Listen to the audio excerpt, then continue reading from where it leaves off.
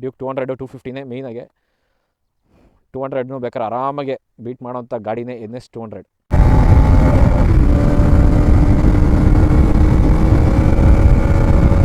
ಹೀಗೆ ಯಾಕಂದರೆ ಈ ಪವರ್ನ ತಡೆದು ನಿಲ್ಲಿಸೋದಂದರೆ ತಮಾಷೆನೇ ಅಲ್ಲ.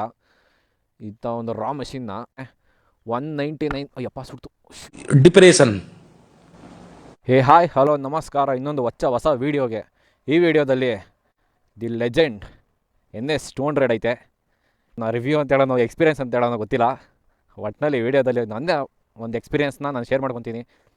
ಇದು ಹೊಸ NS200.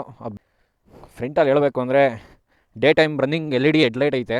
ಆ LED ಸೈಡು ಈ ಡಿಸೈನ್ ಬಂದು ಅಷ್ಟೊಂದಾಗಿ ಎಲ್ಲರಿಗೂ ಇಷ್ಟ ಆಗಲಿಲ್ಲ. ಮೇಯ್ನಾಗಿ ಈ ಗಾಡೀಲಿ BS6-7ನಲ್ಲಿ ಇದಕ್ಕಿಂತ ಪ್ರೀವಿಯಸ್ ಮಾಡಲ್ ಇತ್ತಲ್ಲ, ಆ ಥರ ಎಲ್ಲ ಸಖತ್ ಫೇಮಸ್ ಆಗಿತ್ತು. ಇದೊಂದು front look carbon fibre finishing ಕೊಟ್ಟವ್ರೆ.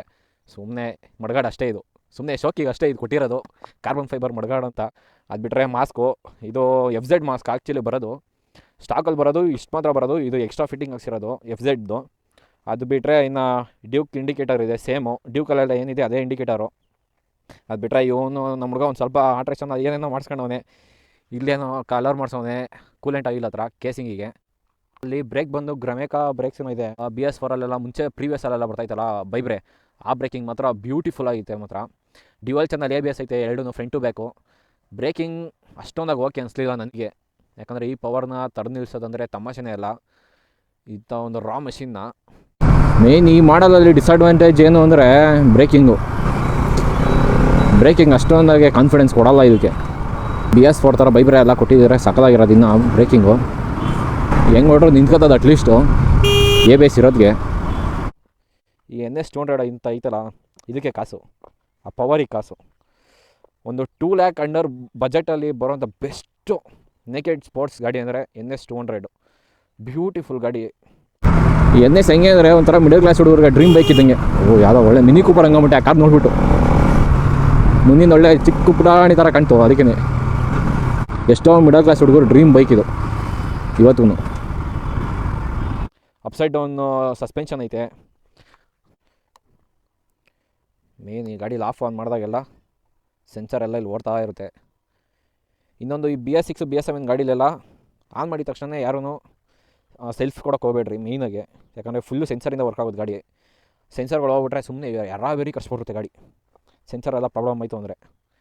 ಈ ಗಾಡಿ ಪೆಟ್ರೋಲ್ ಟ್ಯಾಂಕ್ ಬಂದು 12 ಲೀಟ್ರು, ಆದರೆ ಇವಾಗ ರಿಸರ್ವಲ್ಲಿ ಐತೆ, ಕಾಸಿಲ್ಲ ಹಾಕ್ಸೋಕ್ಕೆ. 110 ಹಣ ಆಗಿದೆ. 110 ಹಾಕ್ಸೋರು ಒಂದೇ ಒಂದು ಪಾಯಿಂಟ್ ಮೇಲೆ ಬಂತು. ಅದೊಂದು ಪಾಯಿಂಟನ್ನು ಹೋಗ್ಬಿಡ್ತದೆ, ಇನ್ನೇನು ಸುಮ್ಮನೆ ಮೇಲೆ ಬರೋದಷ್ಟೇ. 110 ರೂಪಾಯಿ ಪೆಟ್ರೋಲ್ ಹಾಕ್ಸಿದ್ದೀವಿ ಅಂತ ಶಾಂತ ರೀತಿಯಲ್ಲಿ ಇರಲಿ ಅಂತ ಮನಸ್ಸು. 12 ಲೀಟ್ರ್ ಅಂದ್ರೂ ಅಲ್ಲಿಗೆ ಇವಾಗಿನ ಪೆಟ್ರೋಲ್ ರೇಟ್ಗೆ ಹತ್ತತ್ರ 1200 ಚಿಲ್ಲರೆ ಎಷ್ಟೋ ಬರುತ್ತೆ. ಕಂಪ್ನಿ ಕಡೆಯಿಂದ ಮೈಲೇಜ್ ಎಷ್ಟು ಬರುತ್ತೆ ಅಂತ ಕ್ಲೈಮ್ ಮಾಡೋದು ಬಂದು 32, 35, 40 ಅಂತ ಹೇಳ್ತಾರೆ. ಬಟ್ ಎಲ್ಲ ಓಡಿಸೋದ್ರ ಮೇಲೆ ಡಿಪೆಂಡ್. ಇವಾಗ ನನ್ನ ಗಾಡಿ ಬಂದು 18ಇಂದ 25 ಬರುತ್ತೆ ಮೈಲೇಜು. ಈ NSL ಬಂದು ಅರೌಂಡ್ 28ಇಂದ 30, 32 ಮ್ಯಾಕ್ಸು. ಅದು ಬಿಟ್ಟರೆ ಜಾಸ್ತಿ ಬಂದರೆ ಖುಷಿ ಆಗ್ಬಿಡ್ಬೇಕಷ್ಟೇ, ಇನ್ನೇನಿಲ್ಲ. ಗಾಡಿ ಮೈಲೇಜ್ಗಳೆಲ್ಲ ಬಂದು ಓಡಿಸೋರ ಮೇಲೆ ಡಿಪೆಂಡು, ಗಾಡಿ ಮೇಲೆಲ್ಲ. ನಾವು ಹೆಂಗೆ ಓಡಿಸ್ತೀವಿ ಅದ್ರ ಮೇಲೆ ಮೈಲೇಜು ಸೆಟ್ ಆಗೋದು ಮೇಯ್ನಾಗೆ. ಈ ಸ್ವಿಚ್ಗಳು ಮಾತ್ರ ಸಕ್ಕದಾಗೈತೆ ಮಾತ್ರ. ಇದು ಐ ಬೀಮು, ಲೋ ಬೀಮು, ಇದು ಮೋಡ್ ಚೇಂಜ್ ಮಾಡೋಕ್ಕೆ ಇದು ಆರನು ಲೌಡಾಗಂತೂ ಇಲ್ಲ ಆರನು. ಇದು ಅಷ್ಟೇ, ಹೆಡ್ಲೈಟ್ ಆನು ಆಫು. ಈ ಗಾಡೀಲಿ ಬಂದು ಟೂರಿಂಗ್ ಬೇಕಾದ್ರೆ ನೋಡ್ಬೋದು, ಆಫ್ ರೋಡ್ ಬೇಕಾದ್ರೆ ಎತ್ಕೊಂಡೋಗ್ತಾರೆ ಕೆಲವರು. ಗ್ರೌಂಡ್ ಕ್ಲಿಯರೆನ್ಸು ಓಕೆ, ಸ್ಕ್ರೂಸಿಂಗ್ ಮಾಡೋಕ್ಕೂ ಒಳ್ಳೆ ಚೆನ್ನಾಗೈತೆ ಗಾಡಿ. 120, 140 ಆರಾಮಾಗೆ ಗಾಡಿ ಸ್ಕ್ರೂಸ್ ಮಾಡ್ಕೊಂಡು ಹೋಗ್ಬೋದು. ನೀವು ಟ್ರಾವೆಲಿಂಗ್ ಎಲ್ಲ ಮಾಡ್ತೀರಾ ಅಂದರೆ. 18 ಇಂಚ್ ಬ್ಯಾಕ್ ವೀಲ್ ಬರೋದು. ಇದಕ್ಕೆ ಬಂದು MRF ಕೊಟ್ಟಿದ್ದಾರೆ ಬೈ ಸ್ಟ್ಯಾಂಡರ್ಡು, ಶೋರೂಮಿಂದನೇ MRF ಬರೋದು. ಇನ್ನೊಂದು ಈ ಗಾಡಿ ಸೌಂಡು ನ್ಯೂಟ್ರಲಲ್ಲಿ ಐತಾ, ಸೌಂಡು ಸಕ್ಕದಾದರೆ ಸೌಂಡು.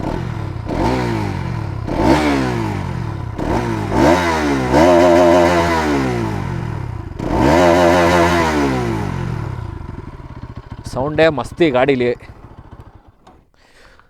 ಎಕ್ಸಾಸ್ಟ್ ಬಂದ್ಬಿಟ್ಟು ಅಂಡರ್ ಬೆಲಿ ಆಗಿರೋದ್ರಿಂದ ಕೆಳಗಡೆ ಡೈರೆಕ್ಟ್ ಹೊಡಿಯುತ್ತೆ ಗಾಡಿ. ಹಂಸಲೆಲ್ಲ ಆದರೆ ಡಬಲ್ಸಲ್ಲಿ ಹಾಕೊಂಡು ಹೋಗ್ಬೇಕಾದ್ರೆ ಕೆಳಗಡೆ ಡೈರೆಕ್ಟಾಗಿ ಹೊಡಿಯುತ್ತೆ ಹಂಸಿಗೆಲ್ಲ.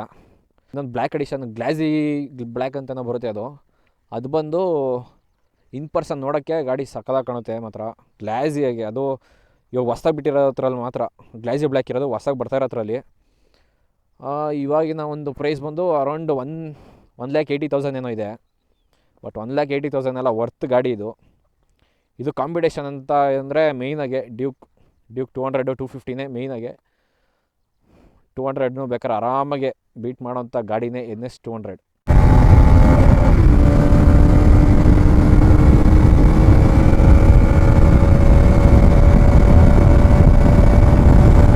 ಒಂಥರ all in one mixed bike. Naked sport ಆಗಿದ್ರು ಆಲ್ ಇನ್ ಒನ್ ಆಗಿರೋದ್ರಿಂದ ಒಂಥರ ಎಲ್ಲ ಸೆಗ್ಮೆಂಟಲ್ಲೂ ಯೂಸ್ ಮಾಡ್ತಾರೆ ಗಾಡಿನ. ಅದಂತೂ ಪಕ್ಕ ಈ ಗಾಡಿ. ನಾನು ಹೇಳಿದ ತಕ್ಷಣ ಯಾರು ಹೋಗ್ಬಿಟ್ಟು ತಗೊಳ್ಳೋಲ್ಲ, ಅದಂತೂ ನಂಗೆ ಗೊತ್ತು. ಇನ್ನು ಬೇಜಾನೈತೆ ಗಾಡಿ ಬಗ್ಗೆ. ಸೀಟು ಸಕ್ಕದಾಗೈತೆ, ಬಟ್ ಸುಡ್ತೈತೆ ಅಷ್ಟೇ, ಇನ್ನೇನಿಲ್ಲ.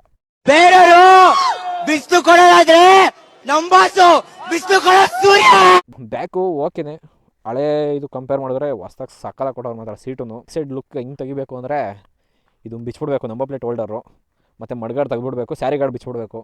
ಇಷ್ಟು ತೆಗ್ಬಿಟ್ರೆ ಬ್ಯಾಕ್ ಸೈಡಿಂದ ಸಕ್ಕದಾಗಿ ಲುಕ್ ಕಾಣುತ್ತೆ ಗಾಡಿ. ಫ್ರಂಟಿಂದ ಮಾಮೂಲಿ FZ ವೈಸರ್ ಇಲ್ಲಾಂದರೆ ಡಾಮಿನರ್ ವೈಸರ್ ಹಾಕ್ಸಿದ್ರೆ ಫ್ರಂಟಿಗೆ ಅವಾಗ್ಲೂ ಚೆನ್ನಾಗೇ ಕಾಣುತ್ತೆ. ಫ್ರಂಟಿಂದ ಲುಕ್ ತೊಗೊಬೇಕಂದ್ರೆ ಈ ಥರಲ್ಲಿ ಇಂಜಿನ್ ಸ್ಪೆಸಿಫಿಕೇಷನ್ ಬಗ್ಗೆ ಬಂದರೆ 199.5 cc ಲಿಕ್ವಿಡ್ ಕೂಲ್ಡ್ ಇಂಜಿನ್ ಐತೆ. 200 cc ಸಿಂಗಲ್ ಸಿಲಿಂಡರ್ ಇಂಜಿನ್ ಅಲ್ವಾ, ಪವರ್ ಜಾಸ್ತಿನೇ ಕೊಡುತ್ತೆ.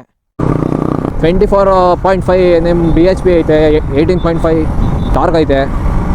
ಇಲ್ಲಿ ಬಂದು 130ಇಂದ 140 ಹೋಗುತ್ತೆ ಅಂತ ಹೇಳ್ತಾರೆ. ಬಟ್ ಆದರೆ ಎಷ್ಟೋ ಜನ ಹಿಡಿತಾರೆ 155ವರೆಗೂ ಹಿಡಿತಾರೆ. ಕೆಲವರು ಮಾಡಿಸ್ಬಿಟ್ಟು 165 170ವರೆಗೂ ಹಿಡಿತಾರೆ. ಪವರ್ ಬಗ್ಗೆ ಎಲ್ಲ ಅಷ್ಟಾಗಿ ಮಾತಾಡಲ್ಲ ಯಾರೂ, ಯಾಕಂದರೆ ಅಂಥ ರಾ ಪವರ್ ಎತ್ತುತ್ತೆ ಗಾಡಿ. BS3 BS4 ಅಷ್ಟೆಲ್ಲ ಪವರ್ ಕೊಡಲ್ಲ ಅಂದ್ರೂ BS6 BS7ಗೆ ಓಕೆ, ಆದ್ರೂ ಪವರ್ ಸಕ್ಕದಾಗೈತೆ. ಇವಾಗಿನ ಡ್ಯೂಕಿಗೆಲ್ಲ ಪಕ್ಕ ಮಾಡ್ತಾರೆ ಇದನ್ನು. ಇಂಜಿನ್ ಬಗ್ಗೆ ಇದು ಅಲ್ಲೇ 2ನೇ ಸತಿ ಅಲ್ಲೇ ಒಂದು ಸತಿ ಹಿಂಗೆ ಹೇಳೋಕೊಬಿಟ್ಟು ಕರೆಕ್ಟಾಗಿ ಇಲ್ಲಿ ಕೈ ಇಟ್ಬಿಟ್ಟು ಸುಟ್ಕೊಬಿಟ್ಟೆ. ಇಲ್ಲೆಲ್ಲ ಸುಡ್ತು. ಫ್ಲ್ಯಾಶ್ ಬ್ಯಾಕ್ 199 ಅಯ್ಯಪ್ಪ ಸುಡ್ತು. ಶೂ ಯಪ್ಪ.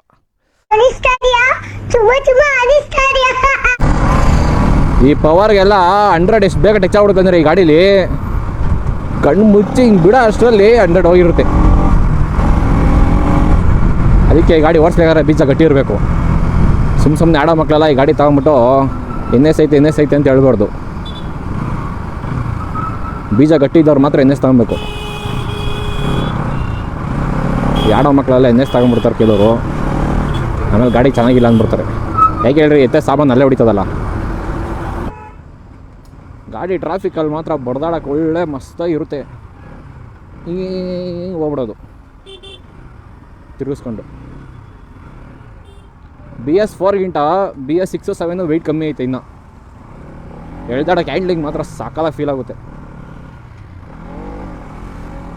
ನೀವು ಯಾರು ತೊಗೊಬೇಕು ಅಂತಿದ್ರೆ ಆರಾಮಾಗಿ ತೊಗೊಬೋದು, ಯಾಕಂದರೆ 2 ಲಕ್ಷ ಒಳಗಡೆ ಗಾಡಿ ಬೆಸ್ಟು. ನಮ್ಮ ಮೇಂಟೆನೆನ್ಸ್ ಬಗ್ಗೆ ಎಲ್ಲ ಅಂದರೆ ಸರ್ವಿಸ್ ಬಂದು 2,000ರಿಂದ 2,500 ಸರ್ವಿಸ್ ಮಾಡಿಸೋದು. ಸರ್ವಿಸ್ ಕಾಸ್ಟ್ ಬಂದು ಅರೌಂಡ್ 1,500ದಿಂದ 2,000 ಒಳಗಡೆ ಸರ್ವಿಸ್ ಆರಾಮಾಗಿ ಮುಗಿಯುತ್ತೆ ಈ ಗಾಡಿಗೆ. ನೀವೇನಾರು ಎಕ್ಸ್ಟ್ರಾ ಏನಾರು ಮಾಡ್ಸಿರಂದರೆ ಮಾತ್ರನೇ ಜಾಸ್ತಿ ರೇಟ್ ಆಗೋದು. ಅದು ಬಿಟ್ಟರೆ 2,000 ಮ್ಯಾಕ್ಸಿಮಮ್ ಅಂದರೆ ಒಂದು 3,000 ಒಳಗಡೆ ಕಂಪ್ಲೀಟ್ ಗಾಡಿ ಸರ್ವಿಸ್ ಮುಗ್ದೋಗುತ್ತಿರೋದು. ಬೇಕಾದ್ರೆ ಯೋಚನೆ ಮಾಡಿ ಆರಾಮಾಗೆ ತೊಗೊಳ್ರಿ. ನಾನು ಹೇಳಿ ಅಂದ್ಬಿಟ್ಟು ಯಾರು ಇವಾಗಲೂ ಏನು ತೊಗೊಂಬಿಡಲ್ಲ. ಫಸ್ಟ್ ಆಫ್ ಆಲ್ ಇದು ಹೊಸ ಚಾನಲ್ಲು, ಇನ್ನೂ ಯಾರ್ಯಾರು ಫಾಲೋ ಮಾಡಿಲ್ಲ ಬೇಗ ಫಾಲೋ ಮಾಡ್ಕೊಳ್ರಿ. ಇದೇ ಥರ ಬೈಕ್ ರಿವ್ಯೂಸ್ ಆಗಲಿ ಲಾಗ್ಸ್ ಆಗಲಿ ಬರ್ತಾನೆ ಇರುತ್ತೆ. ಯಾಕೆ ವಾರಕ್ಕೊಂದು ವೀಡಿಯೋ ಆಗ್ತಾನೆ ಅಂದರೆ ಎಡಿಟ್ ಮಾಡೋಕ್ಕೆ ಟೈಮ್ ಇಲ್ಲ. ನಾನು ಎಡಿಟ್ ಮಾಡೋದು ಬಂದು ಫೋನಲ್ಲಿ, ಅದರಿಂದ ಬೇಗ ಎಡಿಟ್ ಮಾಡೋಕ್ಕಾಗಲ್ಲ. ಅದರಲ್ಲೂ ಇನ್ಸ್ಟಾಗ್ರಾಮಲ್ಲಿ ಯಾರ್ಯಾರು ಫಾಲೋ ಮಾಡಿಲ್ಲ ಇನ್ಸ್ಟಾಗ್ರಾಮಲ್ಲೂ ಹೋಗಿ ಫಾಲೋ ಮಾಡ್ಕೊಳ್ರಿ. ಪೇಜಲ್ಲಿ ಎಲ್ಲ ಸೈಡಲ್ಲೆಲ್ಲ ಬರ್ತಾ ಇರುತ್ತೆ ನೋಡಿರಿ ಇನ್ಸ್ಟಾಗ್ರಾಮ್ದು, ಇಲ್ಲ ಡಿಸ್ಕ್ರಿಪ್ಷನಲ್ಲಿ ಲಿಂಕ್ ಕೊಟ್ಟಿರ್ತೀನಿ, ಕ್ಲಿಕ್ ಮಾಡಿಬಿಟ್ಟು ಫಾಲೋ ಮಾಡ್ಕೊಳ್ರಿ. ಇಷ್ಟು ಹೇಳ್ತಾ ಈ NS 200ನ ರಿವ್ಯೂನ ಮುಗಿಸ್ತಾಯಿದ್ದೀನಿ. ರಿವ್ಯೂ ಅಂತ ಹೇಳಲ್ಲ, ನನ್ನ ಒಂದು ಎಕ್ಸ್ಪೀರಿಯೆನ್ಸ್ನ ನಾನು ಶೇರ್ ಮಾಡ್ಕೊಂಡಿದ್ದೆ ಅಷ್ಟೇ. ಯಾಕಂದರೆ ನಂದು BS4 ಗಾಡಿ ಐತೆ, ಅದು ಯಾವಾಗಾರ ತೋರಿಸ್ತೀನಿ. ಅಲ್ಲಿ ಎಷ್ಟೋ ಜನ ನೋಡಿರ್ತೀರ, ಯೂಶಲಿ ನಾನು ಅದೇ ಗಾಡೀಲಿ ಲಾಕ್ಸ್ ಮಾಡೋದು. ಅದು ಬಿಟ್ಟರೆ ಬರ್ತಾ ಇರುತ್ತೆ ಹಿಂಗೆ ವೀಡಿಯೋಸ್ಗಳು ಎಲ್ಲ. ಸಬ್ಸ್ಕ್ರೈಬ್ ಮಾಡಿಕೊಂಡು ಪಕ್ಕದಲ್ಲಿ ಗಂಟೆ ಇರುತ್ತೆ, ಗಂಟೆ ಒತ್ತಿರಿ ಅಂತ ಹೇಳ್ತಾ ಈ ವಿಡಿಯೋನ ಇಲ್ಲಿಗೆ ಮುಗಿಸ್ತಾಯಿದ್ದೀನಿ. ಓಕೆ, ಬಾಯ್.